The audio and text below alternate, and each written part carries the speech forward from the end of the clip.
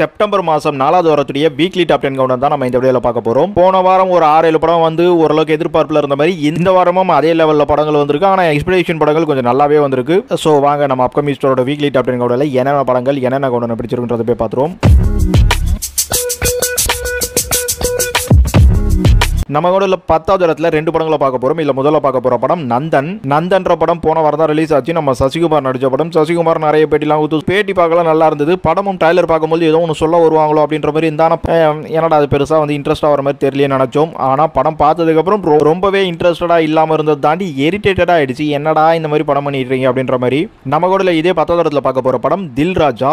இந்த படம் நாளைக்கு தான் வரப்போகுது. நம்ம எக்ஸ்பெக்டேஷன்ல கொண்டு பண்றோம். எக்ஸ்பெக்டேஷனா கிட்டத்தட்ட ஒரு 12 தியேட்டர் கொடுத்துருக்காங்க. அதே சமயம் இந்த படத்துல வந்து வெங்கடேஷ் டைரக்ட் பண்ணிருக்காரு. அந்த டைம்ல பகவதி சாக்லேட்லாம் பண்ணார்ல, இந்த அங்காடி தெருல வில்லனா வந்திருப்பாரு, சூப்பர்வைசர் கேரக்டர். ஸோ தெரியும் உங்களுக்கு. அவர் இப்ப லாஸ்டா இந்த வருஷமே ஆபரேஷன் லைலாண்ட் ஒரு படம். இனிவே தில் ராஜா வந்து உங்களுக்கு சரி ஹீரோயினா பண்ணிருக்காங்க. அவர் கமர்ஷியலா தான் படம் எடுப்பாரு. இந்த படத்துக்கு ட்ரைலர் கூட கிடைக்கல, ஆனா விட்டுருக்காங்க. எனிவே இப்ப இருக்க டைட் ஷெட்யூல்ல ஓரளவுக்கு 12 ஸ்கிரீன் வாங்குறதுன்றது பெருசு தான். ஏன்னா நம்ம 1, 2, 5 ஸ்கிரீன்லாம் வந்து எத்தனையோ படங்கள் வந்து பார்த்துருக்கோம். இந்த மாதிரி மார்க்கெட்ல இல்லாத ஒருத்தவங்க படம் எடுக்கும்போது. ஸோ பார்ப்போம் நம்ம தில் ராஜா நம்ம வெங்கடேஷோட ஆக்ஷன் இப்ப செல்லுபடி ஆகுதா இல்லையான்றத தேட்டருக்கு. நம்ம கொண்டு 9வது இடத்துல பார்க்க போற படம் பேட்டர் ஆப் படத்துல நம்ம பிரபுதேவா நடிச்சிருக்காரு. சன்னி லியோன்லாம் ஒரு பாட்டுக்கு வந்து இப்போ கொஞ்சம் ஃபேமஸா அந்த பாட்டு பார்த்திருப்பீங்க. ஹீரோயினியா வேதியா பண்ணிருக்காங்க. இந்த படம் நாளை ரிலீஸ் ஆகுது. நம்ம எக்ஸ்பெக்டேஷன் தான் பண்றோம். எக்ஸ்பெக்டேஷனா ஒரு 18 தியேட்டர் கொடுத்துருக்காங்க. இருந்தாலும் பிரபுதேவா படங்களை எங்க எக்ஸ்பெக்ட் பண்றோம் அப்படின்ற அளவுக்கு தான் போயிட்டு இருக்கு. அதனால தான் இந்த வாரம் நம்ம இந்த அளவுக்கு கவுண்டர் பண்ணிருப்போம். பாப்போம் நெக்ஸ்ட் வீக்ல நல்ல ஒரு பெர்ஃபார்மன்ஸ் எடுத்தோம்னா என்ன கவுண்டர் பண்றதுன்னு. நம்ம கவுண்டர்ல 8வது இடத்துல பார்க்க போற படம் சட்டம் என் கையில் 1979 கமல் நடிச்ச ஒரு படம் வந்தது.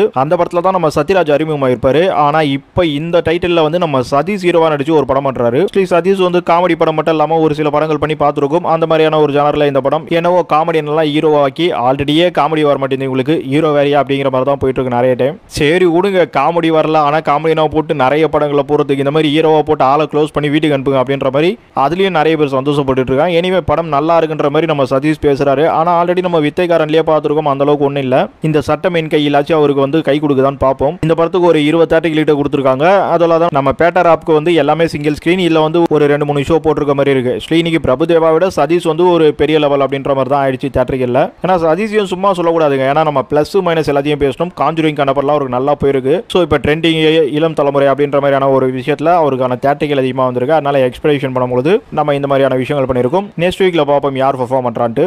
நம்ம கவுண்டில் 7வது இடத்துல பார்க்க போற படம் சூர்யா சாட்டர்டே. சரிப்போது சனிவாரம் படம் ரிலீஸ் ஆகி 4 வாரம் முடிஞ்சு 5வது வாரம். ஆக்சுவலி லாஸ்ட் வீக் நம்ம சூர்யா சாட்டர்டே கூட பார்த்தீங்கன்னா ஒரு 4 தேட்டரில் ஓடிச்சு. அதாவது 28 நாளைக்கு கம்ப்ளீட் பண்ணிருக்குங்க நம்ம தமிழ்நாடு மட்டுமே.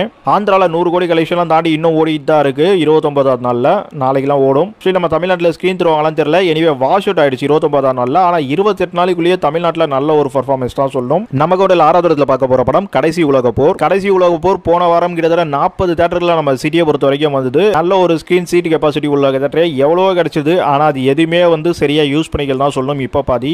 ஏன்னா இந்த படம் ட்ரைலர் பார்க்கும்போதே என்னடா அப்படின்ற மாதிரி தான் இருந்து. இப்ப பாதிக்கு இந்த மாதிரியா அப்படின்ற மாதிரி ஒரு வீரன் இந்த மாதிரி பண்ண படங்கள். இன்னொன்று வந்து கெட்டப்ப மாத்துறதே இல்லை மனுஷன். என்னவோ தூங்கி எழுந்து அப்படியே வந்து தலைவாரிட்டு வர மாதிரி வராரு. எனக்கு புரியல, ஒரு ஹீரோக்கான ஒரு மெனக்கெடல் இல்லாமல் ஏதோ பண்ணிட்டு இருக்காரு.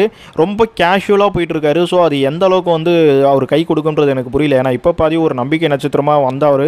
ஆனால் இப்போ அவர் வந்து அவ்வளோ ப்ரொடியூஸ் பண்ணி இந்த படத்தை எடுக்கும் போதே தெரிய தேவையா. ஆக்சுவலி இது ஒரு நல்ல ஸ்கிரிப்டாக இருந்தாலும் இதை கண்டிப்பாக வந்து ஸ்க்ரீன் பிளே வந்து ஆடியன்ஸுக்கு எந்த அளவுக்கு என்கேஜ்மெண்ட்டாக தரும்ன்றதா விஷயம். ஏன்னா நிறைய பேர் லைன் எடுத்துருவாங்க, இல்லை சொல்ல வரகிறது நல்லா தான் வரும், ஆனால் அது ஒழுங்கா சொல்ல மாட்டாங்க. சோ அந்த மாதிரியான விஷயம் தான் இங்க இப்ப பாதி பண்ணிட்டாரு. இந்த படம்லாம் கொஞ்சம் பார்த்து செலவு பண்ணிடலாங்க. ஏன்னா இந்த கான்செப்ட் நம்ம ஆடியன்ஸ் கிட்ட கொண்டு போறமே இல்ல. இன்னைக்கு அவர் இருக்கிற நிலவையில இந்த படம் வேணுமா? இப்ப பாதி வளரும் பொழுதே இந்த மாதிரியான விஷயங்கள்லாம் கண்டிப்பா பண்ணக்கூடாதுங்க. இந்த கடைசி உலக போரெல்லாம் வந்து போன வாரம் நான் எவ்வளவு தேட்டர்கள் வந்து சொன்னேன். இந்த வாரம் வெறும் 13 தேட்டர்கள்.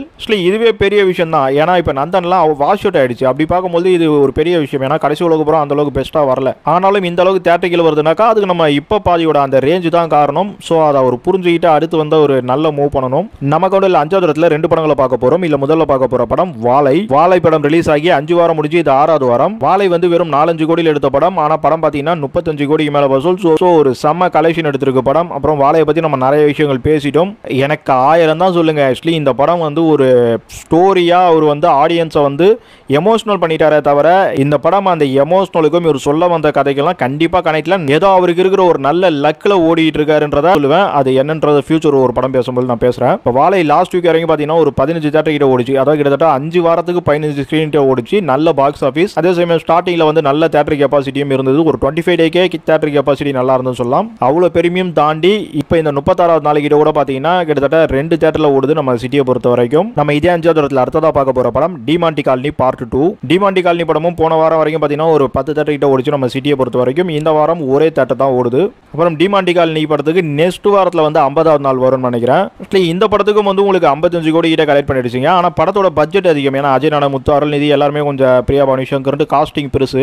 அதே சமயம் படமும் பார்த்துருப்பீங்க, நல்ல ஒரு விஷுவல் தான், நல்ல ஒரு சிஜி ஒர்க் எல்லாமே சூப்பராக பண்ணியிருக்கனால அதுக்கு வந்து 25 கோடி பட்ஜெட்ன்றது வந்து ஒரு நல்ல ஒரு விஷயம் தான். ஸோ டிமாண்டி காலனியும் லாபமான படம் தான். எனக்கு தெரிஞ்சு இதெல்லாம் அரண்மனை மாதிரி 100 கோடி அடிச்சிருக்க வேண்டிய படம்ன்றதை நான் திருப்பி சொல்லிட்டு தாங்க இருப்பேன். இந்த படம்லாம் ஓடிடியில் வரல, இந்த வாரம் தான் வருதுன்னு நினைக்கிறேன் ஓடிடியில். நம்ம கூட 4வது இடத்துல பார்க்க போற படம் அந்தகன் படம் ரிலீஸ் ஆகி நாளைக்கு 50வது நாள் போஸ்டர் வரும்னு நினைக்கிறேன். கண்டிப்பா ஓட்டுவாங்க. ஏன்னா லாஸ்ட் வீக்கே பார்த்தீங்கன்னா 3 தேட்டரில் ஓடி இருக்கு. அதாவது 49 நாள் வரைக்கும் 3 தேட்டரிகளுங்க. இந்த படம் நாளையில இருந்து 2 தேட்டரிகள் ஓட போது. அதாவது 50 நாளைக்கு மேல 2 தேட்டரிகள் கிட்டத்தட்ட 56 நாளைக்கு கிட்ட ஓடுன்னு வைங்க. பிரசாந்துக்கு வந்து வேற லெவல் ஒரு விஷயமா நடந்திருக்கு அந்தகன். நம்ம இந்த அளவுக்கு டாப் கிரேட்ல ஏன் கொடுத்துருக்கோம்னா இந்த படம் வந்து முன்னாடியே வந்தது, எல்லாத்துக்கும் முன்னாடி வந்து ஆகஸ்ட் 9 ரிலீஸ் ஆச்சு. அப்படியே அந்த 2-3 தேட்டரிகள் சர்வேன்றதை அப்படியே மெயின்டைன் பண்ணிட்டு வரான் அப்புறம் கொஞ்ச நாளைக்கு. அதை தாண்டி தேட்டரிகள் ஃபில்லிங் கெப்பாசிட்டி பார்க்க முடியுதுங்க. சும்மா ஏதோ பேருக்கு ஒரு தேட்டரிக்கை போட்டு ஓட்டிட்டுல அந்த தேட்டரிக்கு ஆள் வந்துட்டு தான் இருக்காங்க. நம்ம கூட 3வது இடத்துல பார்க்க போற படம் ஹிட்லர் நம்ம விஜய் ஆண்டனி நடிச்ச படம். ஸோ தேட்டரிக்கெல்லாம் வந்து பார்த்தீங்கன்னா ஒரு 35-40 தேட்டரிகள் வழக்கம் போல கொடுத்துருக்காங்க நம்ம சிட்டியை பொறுத்த வரைக்கும் நல்ல ஷோஸோட. ஆனால் என்ன ஒன்று, உங்களுக்கு டாப் ஸ்க்ரீன் பிடிக்கிறதுன்றது ரொம்ப மிஸ் ஆயிருக்கீங்க. ஏன்னா நிறைய காம்படிஷன் இருக்கு. பட் ஏதோ ஒரு தேட்டரிகளில் பிடிச்சிருக்கும் அப்படின்ற மாதிரியான விஷயம் கண்டிப்பாக நடந்திருக்கு. விஜய் ஆண்டனிக்கு லாஸ்ட்டாக வந்த படம் மலை பிடிக்காத மனிதன். அந்த மாதிரி இந்த ஹிட்லர் என்ன மாதிரி ஆகுதுன்றதை பார்க்கலாம். நம்ம விஜய் ஆண்டனியே இப்போ யூடியூப்லலாம் பார்த்தீங்கன்னா கௌதமன் கூட அது இது நிறைய வராரு. எனக்கு தெரிஞ்சு இவங்க யூடியூப் பேட்டிலாம் நல்லா இருக்கு. படங்கள் வந்து ஏன் அந்த அளவுக்கு நல்லா வர மாட்டேங்குதுன்னு தெரியல. இனிமே பார்ப்போம். ஹிட்லர்ல வந்து ஒரு சில விஷயங்கள் வந்து அவங்க ட்ரைலர்ல ஏதோ நல்லா சொல்ல வராங்க. ஆனா என்ன ஒண்ணு, வழக்கமான ஒரு ஆக்ஷன் ரிவெஞ்ச் பொலிட்டிக்கல் சப்ஜெக்ட் படம் தாங்க இந்த படமும் பார்க்கும்போது தெரியுது. என்ன மாதிரி ஸ்கிரீன் பிளே பண்ணி என்கேஜ் பண்ணி உட்கார வைக்கிறாங்கன்றத நம்ம நெக்ஸ்ட் வீக் பார்ப்போம். எக்ஸ்பெக்டேஷன் பார்க்கும்போது கண்டிப்பா விஜய் ஆண்டனிக்கான அந்த மவுசு குறையாம தாங்க இருக்கு இப்போவும். அதனால தான் அவ்வளவு தேட்டரிகள் கொடுத்துருக்காங்க. ஸோ பார்ப்போம் அதெல்லாம் ஹிட்லர் காப்பாத்துதா இல்லையான்றத. நம்ம கவுண்டில் 2வது இடத்துல பார்க்க போற படம் தேவாரா ஒரு தெலுங்கு படம் தான். பட் இது வந்து தமிழ், ஹிந்தி, தெலுங்கு மூணுத்திலேயே வந்து ஒரு பேன் இண்டியா படம் மாதிரி தான் வரும். படத்தில் வந்து உங்களுக்கு ஸ்ரீதேவியோட பொண்ணு நடிச்சிருக்காங்க ஜான்வி கபூர். அவங்க இப்போ தமிழில் கூட ஆடியோ லான்ச்ல ஏதோ பண்ணியிருக்காங்க நினைக்கிறேன். இல்லை சைஃப் அலிகான் வில்லனா பண்ணியிருக்காரா இல்லை ஃப்ரெண்டு கேரக்டரா என்னவோ ஒன்றுங்க. சைஃப் அலிகான் வந்து இல்லை நடிச்சிருக்கின்றது ஒரு பெரிய பலம் சொல்லணும். ஏன்னா ஹிந்திக்கு வந்து ஒரு மார்க்கெட் எடுத்திருக்காங்க. ஸோ NTR RRRக்கு அப்புறமே வந்து ரொம்ப கரெக்டாக அவரை யூஸ் பண்ணியிருக்காருன்னு சொல்லுவேன். ஏன்னா பிரபாஸ் எப்படி வந்து அவரை கரெக்டாக யூஸ் பண்ணிட்டாரோ ஸோ அந்த மாதிரி NTRம் வந்து அவரோட அடுத்த படங்களில் சூப்பரான ஒரு மூவ் கொடுத்துருக்காரு பாருங்க. தேட்டரிகள் பார்த்தீங்கன்னா ஹிட்லரை விட கம்மியாக தாங்க இருக்கு நம்ம தேவாராக்கு. ஆனால் எக்ஸ்பெக்டேஷன் ஆடியன்ஸ் பார்க்கணும்னு நினைக்கிறது வந்து கண்டிப்பாக தேவாராக்கு நிறைய இருக்குன்னு சொல்லுவோம் தமிழை பொறுத்த வரைக்கும். நம்ம கவுண்டர்ல முதல் இடத்துல 3 படங்களை பார்க்க போறோம். ஏன் இந்த 3 படத்தையும் பார்க்கணும், 3 படத்தையும் இந்த 1வது இடத்துல வைக்கிறதுக்கு ஒவ்வொரு காரணம் இருக்குங்க இந்த வாரத்தில். ஸோ இல்லை நம்ம முதல்ல பார்க்க போற படம் லப்பர் பந்து லாஸ்ட் வீக் தான் வந்தது. ஆல்ரெடி படம் வரும்போதே நம்மளுக்கு தெரிஞ்சது நல்லா வரும் அப்படின்ற மாதிரி தான். ஆனால் இந்த அளவுக்கு நல்லா வரும்னு எதிர்பார்க்கலைங்க. ஏன்னா செம்ம எங்கேஜிங் ஸ்கிரீன் பிளே இந்த படத்தில் கொடுத்துட்டாங்க. சாதாரணமாக இருக்கிற ஒரு கல்லி கிரிக்கெட் தான். நம்ம சென்னை 28 இருந்தே பார்த்தீங்கன்னா நிறைய இப்போ ப்ளூ ஸ்டார் கூட பார்த்தீங்கன்னா அந்த மாதிரி நல்லா கொடுத்துருக்காங்க. அதில் எந்த அளவுக்கு அந்த கிரிக்கெட்டையும் அதுக்குள்ள இருக்க அந்த ஆர்டிஸ்டோட அந்த ரேஞ்ச், அப்புறம் அதுக்குள்ள இருக்க அந்த உறவு, இன்னும் அவங்க ரொமான்டிக், இப்போ எல்லாத்தையுமே ரொம்ப சூப்பராக பண்ணிட்டா சொல்லலாம். ஆனால் என்ன ஒன்று, திருஷ்டி போட்டு வச்ச மாதிரி இந்த ஜாதியத்தை வச்சு தான் பேசுவோன்ட்டு அடம் பிடிக்கிறாங்க. இப்போ அது நம்ம தமிழ் சினிமாவோட சாபங்க. ஒரு விஷயம் ட்ரெண்ட் ஆச்சுன்னா அதை பிடிச்சி தொங்கிட்டே இருப்பானுங்க. அதை அருந்து கீழே விழுற வரைக்கும். அந்த மாதிரி தான் அந்த பேய் படத்தை பிடிச்சி பல வருஷம் தொங்கிட்டு இருந்தாங்க. நான் வாழை படத்துக்கு வந்து உங்களுக்கு கதை சரியில்லைன்னு சொன்னேன். நிறைய பேர் வந்து உனக்கு மாரிசெல்வராஜ் தான் பிரச்சனையா, SC தான் பிரச்சனையான்ற மாதிரிலாம் நிறைய பேர் பேசுனீங்க. பட் இந்த மாதிரியான ஒரு கதைக்களத்தை மாரிசெல்வராஜ் ஹேண்டில் பண்றதே கிடையாது. அவர் படத்தில் அவர் பண்றதெல்லாம் பார்த்தீங்கன்னா மேஜிக் தான் பண்றாரு. ரஞ்சித் கூட நிறைய விஷயங்கள் நல்லா பண்ணியிருக்காரு. ஆனால் மாரிசெல்வராஜ் இது வரைக்கும் பார்த்தீங்கன்னா ஏதோ ஒரு விஷயத்தை மாதிரி தான் கொடுப்பாரு. அதனால தான் ஒரு படங்களை வந்து நம்ம இல்லைங்க அவர் நல்லா பண்ணலைங்கன்னு சொல்றது. ஏன் மாரிசெல்வராஜ் சொல்றேன்னா ரஞ்சித்தை ஏங்க நான் சொல்றேன், ரஞ்சித்தை நல்லா பண்ணலன்னு சொல்றது எவ்வளோ நேரம் ஆகும். பட் சார்பட்டா பரம்பரை மெட்ராஸ்லாம் உங்களுக்கு என்ன மாதிரி ஒரு ஸ்கிரீன் பிளே நரேஷன், பட் உங்களுக்கு மாறிக்கிட்ட அது கிடைக்காதுங்க. அதே மாதிரி ப்ளூ ஸ்டார் பண்ண வரும் பார்த்தீங்கன்னா இங்கே கேஸ்ட்னு பார்த்தீங்கன்னா நான் எல்லாரையும் சொல்லலைங்க. நான் படத்தை சினிமாவா பார்க்குறேன். ஆனால் நீங்களாம் சினிமாவை பார்க்கறல, கேஸ்டாக பார்க்க ஆரம்பிச்சிட்டீங்க. ப்ளூ ஸ்டார் வந்து உங்களுக்கு அதுவும் நல்ல ஒரு படம். ஆனால் அதை விட லப்பர் வந்து செம ஒரு நரேஷனுங்க. பட் இதில் சோகனா இந்த படம் ஓரளவுக்கு லாஸ்ட் வீக்கில் 40 தேட்டர்கள் வந்து நல்ல ஒரு வீக்கெண்ட்லாம் நல்ல பர்ஃபார்மன்ஸ்னாலும் வீக் டேஸில் அந்த அளவுக்கு போல. அதை தாண்டி இந்த 2வது வாரத்தில் நல்ல பர்ஃபார்மன்ஸ். பிகாஸ் வாழையை விட தூக்கி சாப்பிட்டுருக்க வேண்டிய ஒரு படம் நேர குடும்பம் தான் சொல்லி ஆகணும். ஏன்னா தேட்டர்கள் அப்படியே குறைச்சிட்டாங்க நிறைய. எவ்வளோ செகண்டரி ஸ்க்ரீன்லாம் கொடுத்தாங்களோ அதை தாண்டி வீக் டேஸ்லாம் பார்த்தீங்கன்னா மெயின் ஸ்க்ரீனே இந்த படம் எடுத்தது. பட் இப்போ நிறைய புது படங்கள் வந்திருக்கனால இந்த படத்துக்கு நான் தேட்டர்கள் குறைஞ்சிருச்சு. ஸோ உங்களுக்கு ப்ளூ ஸ்டாரும் நல்ல கலெக்ஷன், வாழையெல்லாம் கேட்கவே தேவையில்ல, ஒன்றுமே இல்லாமல் இல்லை எமோஷனல் இது கனெக்ட் பண்ணி மக்களை வந்து ஏமாத்திட்டாருன்னு தான் சொல்லுவேன். ஆனால் இதை ஒரு படமாக அவ்வளோ அழகாக லப்பர் பந்தை பண்ணி வச்சிருக்காங்க.